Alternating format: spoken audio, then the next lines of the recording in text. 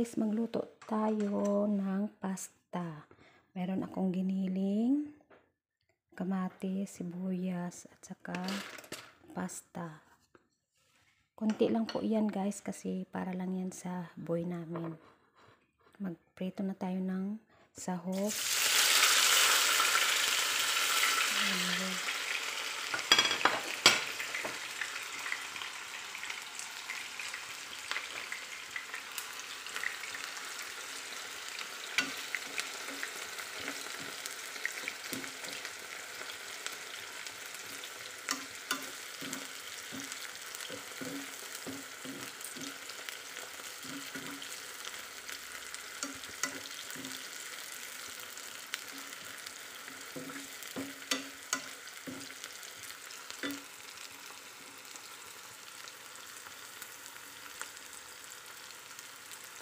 Isabay na po natin yung pasta natin guys kasi hindi ko ito pinakuluan para masarap.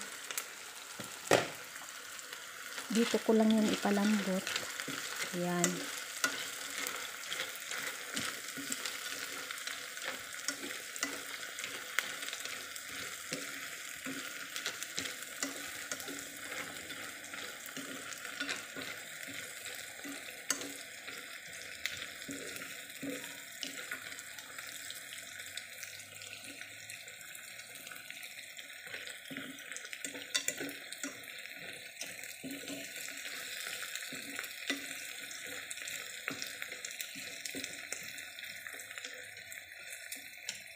Tapos, isabay na natin yung ating giniling para absorb na yung lasa.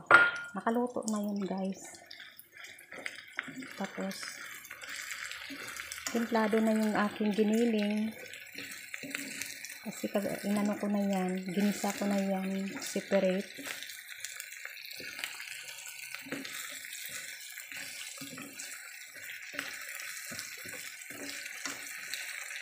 Ayan.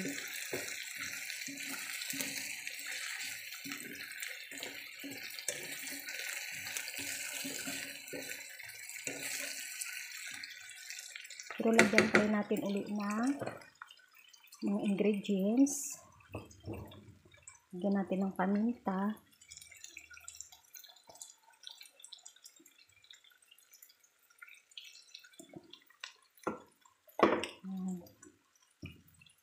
Garlic powder.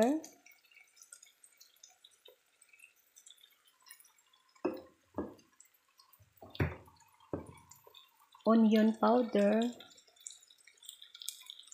Kahit anong powder.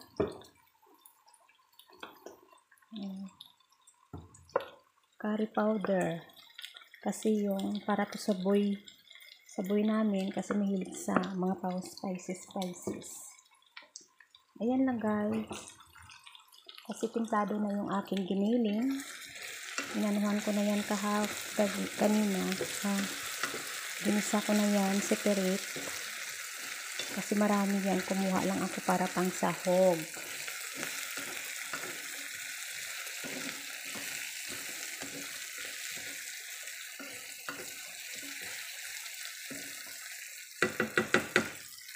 Lagyan natin ng tubig. Lagyan natin ng tubig guys.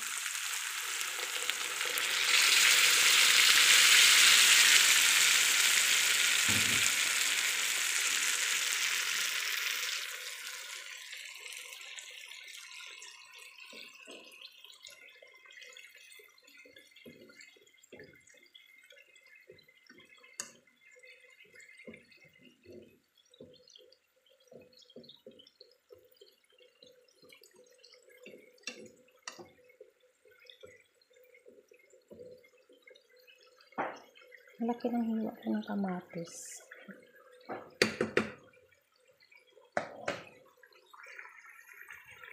Lalagyan natin ng asin konti. Kasi may asin na yun kanina. Pero baka matabang.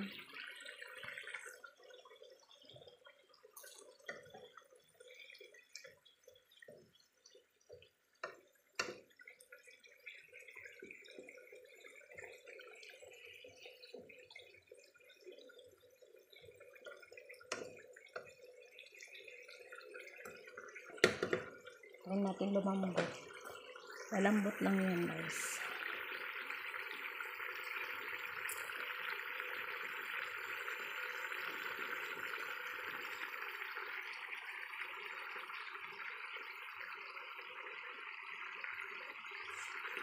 Nagpipit muna pag may time.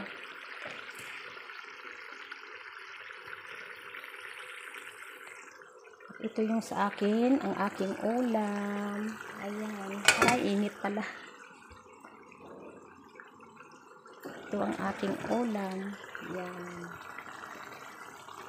Yung leftover ko kahapon na nilagang buto ng sitaw. Ito naman yung niluluto ko para to sa boy namin. Kasi gusto niya ng ganyan.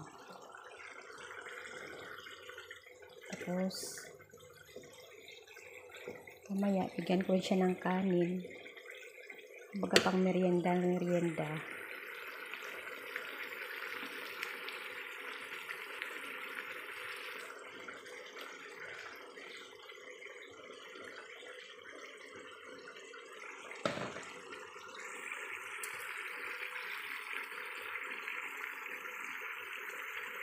Pasta, red pasta. Pasta lang siya.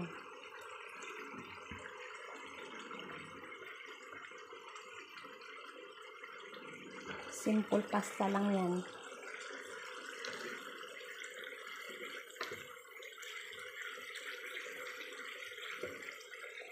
Ayan na siya guys eh.